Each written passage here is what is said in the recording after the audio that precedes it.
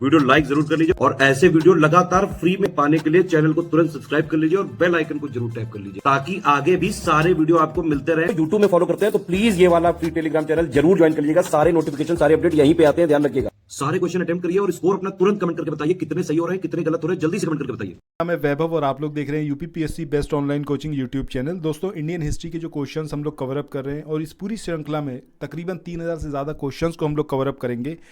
इस वाली सीरीज़ में अगर आपने अभी तक नहीं ज्वाइन करा है तो ज़रूर करिए और डेली बेसिस पर जो क्विज़ यहाँ पर आ रही है उस क्विज़ को डेली बेसिस पर देखिए। ये क्वेश्चंस बहुत इंपॉर्टेंट है आपके आने वाले हर एक एग्जाम के पॉइंट ऑफ व्यू से, स्पेशली अभी जो आपका आरओ का पेपर है उसके पॉइंट ऑफ व्यू से बहुत ही ज़्यादा। आइए शुरू करते हैं अब आज के अपने इस सेशन को। आई होप इस वाली वीडियो को आप लोग पूरा देखेंगे और कोई भी यहाँ पर अगर मैं आपसे क्वेश्चन पूछूंगा उसका आंसर करने की कोशिश ज़रूर करिएगा। पहला यहाँ पर क्वेश्चन है कि निम्नलिखित में से कौन सा युद्ध भारत में अंग्रेजों के आधिपत्य की स्थापना की दृष्टि से सबसे महत्वपूर्ण समझा जाता है? ये बक्सर है, प्लासी है, श्रीरंगपट्टनम है या फिर ये वांडीवाश है? तो सही आंसर क्या आएगा हमारा? बक्सर का युद्ध। बक्सर का युद्ध कौन सी डेट को हुआ था ये ज़रा कमेंट सेक्शन में आप लोग बताइएगा और किस किस के बीच में हुआ था। ठीक है, ये दो चीज़ें हैं जो आपसे पूछी जा रही हैं। प्रीवियस वीडियो में इसके बारे में बताया जा चुका है, इसलिए आई होप कि आप लोग ईजिली बता पाएंगे। नेक्स्ट क्वेश्चन की बात करते हैं। यहाँ पर आपसे पूछा गया है कि निम्नलिखित में से जिस एक शासक ने ईस्ट इंडिया कंपनी को दीवानी प्रदान की थी वो कौन था? अब वो फारूक शियार थे, उनका नाम शाह आलम सेकंड फर्स्ट था या फिर शाह आलम सेकंड था या फिर उनका नाम था शुजाउद्दौला? तो सही आंसर क्या आएगा हमारा? ऑप्शन सी यानी कि शाह आलम सेकंड। अब अगर हम बात कर रहे हैं शाह आलम सेकंड की तो इलाहाबाद की जो सेकंड ट्रीटी हुई थी जो कि आपकी हुई थी 16 अगस्त 1765 को, तो उस ट्रीटी में ये था कि शाह आलम जो हैं वो अंग्रेज़ों के संरक्षण में रहेंगे और इलाहाबाद में उनको रखा गया इस ट्रीटी के अकॉर्डिंग।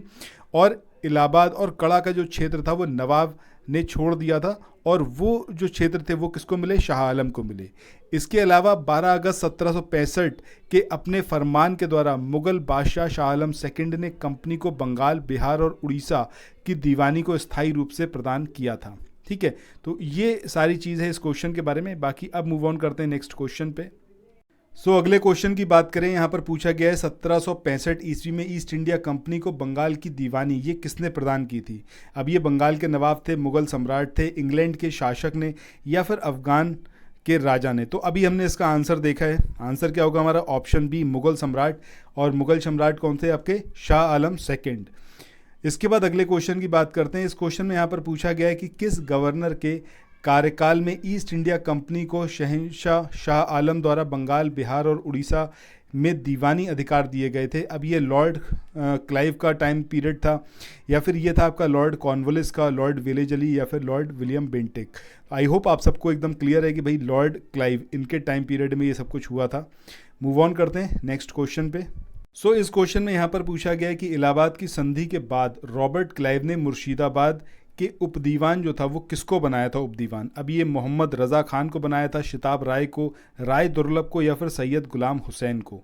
तो सही आंसर यहाँ पर क्या आएगा? ऑप्शन ए यानी कि मोहम्मद रज़ा खान, इनको जो है बनाया गया था मुर्शिदाबाद का उपदीवान। ठीक है, यहाँ पर एग्जामिनेशन में आपसे ये चीज़ ज़रूर पूछी जाती है कि इलाहाबाद की संधि ये कब हुई थी? अभी हमने लास्ट क्वेश्चन में देखा भी था, फिर से मैं यहाँ पर रिपीट कर रहा हूँ आपको। 16 अगस्त 1765 में इलाहाबाद की संधि हुई थी।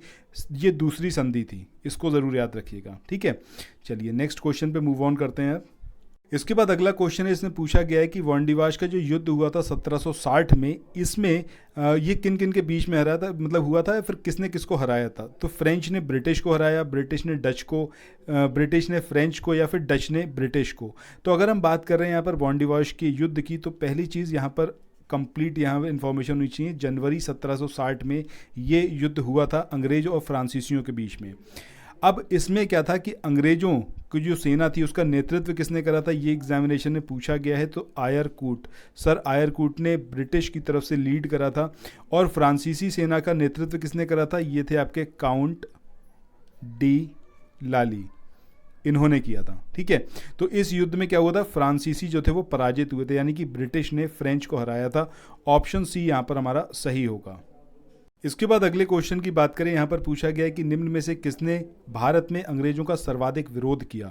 अब यहाँ पर अगर हम मराठों की बात करें तो 3 बार अंग्रेजों को लड़ाई करनी पड़ी मराठों के साथ में, उसके बाद कहीं जाकर ये हरा पाए। पहली जो लड़ाई हुई थी अंग्रेज और मराठों के बीच में, उसमें मतलब उस जो युद्ध था उसका जो एंड हुआ था वो सालवाई की ट्रीटी के तहत हुआ था।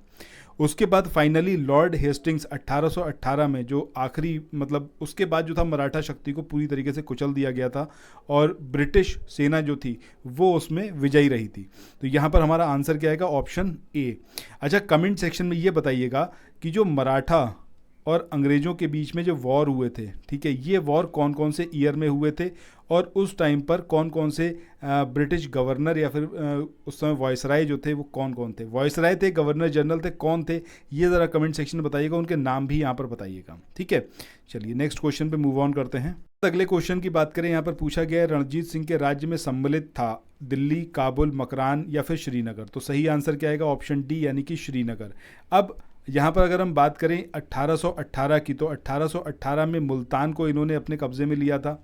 इसके बाद 1819 में जीता था इन्होंने कश्मीर को, कश्मीर इनके साम्राज्य का हिस्सा बना। उसके बाद 1834 में जाकर पेशावर पर इन्होंने विजय प्राप्त करी या फिर पेशावर को अपने साम्राज्य में मिला लिया। तो ये तीनों एज इट इज़ याद रखिएगा। आपसे सिक्वेंशियल वे में भी पूछा जा सकता है कि इसमें से किस पर सबसे पहले जो था आधिपत्य दर्ज किया था, ठीक है, या फिर आधिपत्य किया था।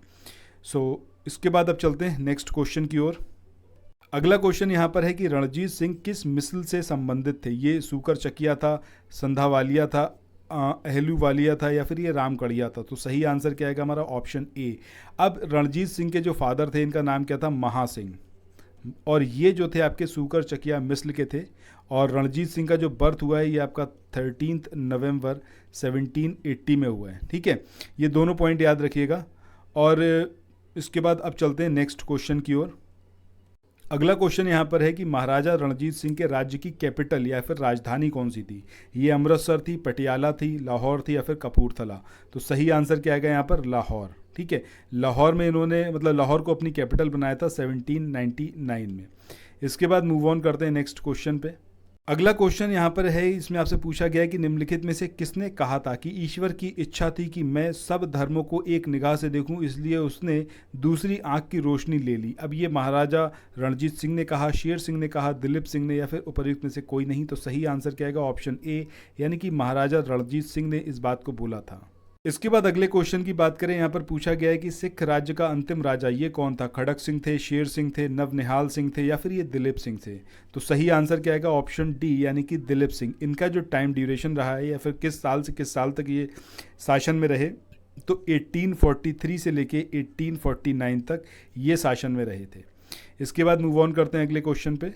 इसके बाद अगला क्वेश्चन है, यहाँ पर पूछा गया है कि पंजाब के पूर्व महाराजा दिलीप सिंह के विषय में निम्नलिखित में से कौन सा एक कथन सत्य है? 23 अक्टूबर 1893 को उनका निधन पेरिस में हुआ था। ये बात एकदम सही है। अच्छा, यहाँ पर बात करें कि नासिक में उनकी अंत्येष्टि हुई थी, तो ये गलत है क्योंकि कहाँ पर हुई थी? इंग्लैंड में हुई थी, ठीक है। इसके बाद अगला है कि उन्होंने कभी भी सिख धर्म को नहीं छोड़ा, ये भी गलत है। उन्होंने सिख धर्म को छोड़कर ईसाई धर्म को अपनाया था। इस चीज़ को यहाँ पर याद रखिएगा, ठीक है। इसके बाद वह कभी भी रूस नहीं गए, ये भी गलत है, रूस वो गए थे। अब चलते हैं अगले क्वेश्चन की ओर। अगले क्वेश्चन की बात करें, यहाँ पर पूछा गया है कि प्रथम एंग्लो मैसूर वॉर जो कि 1766-69 में हुआ, इसमें कौन विजयी रहा? अच्छा, एग्जामिनेशन में आपसे ये जो वॉर हैं और ये वॉर कौन जीता कौन हारा ये पूछा जाता है। इसके अलावा कौन सी ट्रीटी हुई थी?